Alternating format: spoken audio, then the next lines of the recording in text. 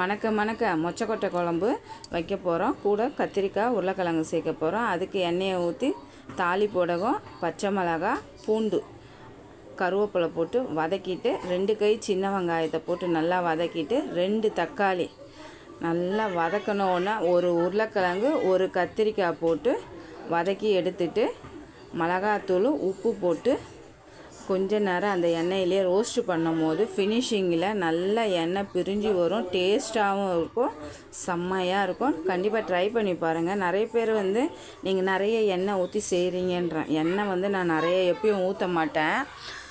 மண் சட்டியில் நல்லா பிரியும். அது இல்லாமல் நம்ம எண்ணெய் மிளகாத்தூள் கூடயே வதக்குனா சூப்பராக எண்ணெய் பிரிஞ்சு வரும்.